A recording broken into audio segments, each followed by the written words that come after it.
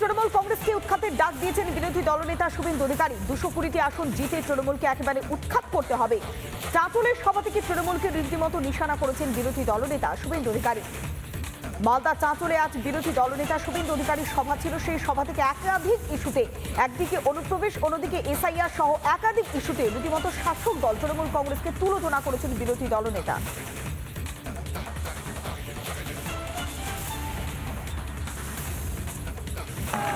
রাজ্যের মধ্যে দু জায়গায় হিন্দুদের সবচেয়ে বড় জোট হয়েছে হিন্দু আদিবাসীদের।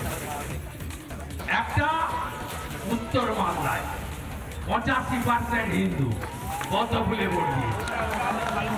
যদি গোটা রাজ্যে উত্তর মালদাকে দেখে সনাতনীরা একটু এগিয়ে আসে না, 200 নয় 220টা সিটে বিজেপি। আরেকটা জায়গায় একজোট হয়েছিল হিন্দুরা 2021-এ নন্দীগ্রামে, 65% এক হয়েছিল প্রথমবার। আমি 2000 ভোটে দিয়েছি। 24-এ 72% হিন্দু এক হয়েছে।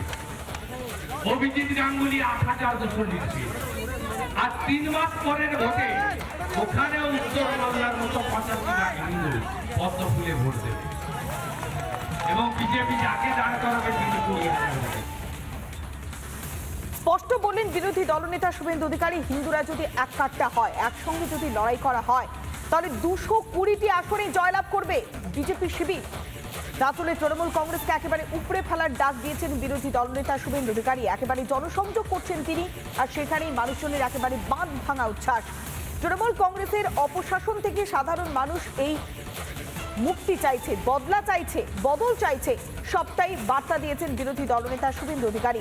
আর একদিকে যখন শাসক দলকে তুলনা করছেন বিরোধী দলনেতা শুভেন্দু অধিকারী, একইভাবে আক্রমণ শানিয়েছেন রাজ্য বিজেপির সভাপতি শ্রমিক ভট্টাচার্য।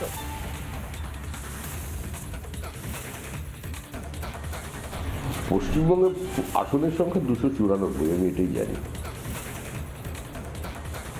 স্বাধীন ভারতের ইতিহাসে অমিত শাহের থেকে বড় ভোট কুশলী এখনো পর্যন্ত কেউ জন্মগ্রহণ করেনি, সেটা বারবার তিনি প্রমাণ করেছেন। কিন্তু মানুষ তো, বা তার অধীনে যে মানুষগুলো কাজ করছে তাদেরও তো ভুল ত্রুটি থাকে, বিচ্যুতি থাকে। তার কারণে একবার আমরা অমিত শাহের আশা পূরণ করতে পারিনি। কিন্তু অমিত শাহ যখন বলেছেন পশ্চিমবঙ্গে কমফোর্টেবল মেজরিটি নিয়ে, পশ্চিমবঙ্গের সমস্ত প্রত্যাশার বুক চিরে এক অপ্রত্যাশিত ফলাফল নিয়ে নতুন সরকার তৈরি হবে। তৃণমূল যাচ্ছে, তৃণমূল কার্যত চলে গেছে, সময়ের অপেক্ষা। নানা ধরনের কন্টেন্ট দেখার জন্য লাইক করুন, শেয়ার করুন আমাদের ফেসবুক পেজ, সাবস্ক্রাইব করুন আমাদের ইউটিউব চ্যানেল। পাশাপাশি অন্যান্য ব্রেকিং নিউজের জন্য অবশ্যই চোখ রাখুন রিপাবলিক বাংলায়।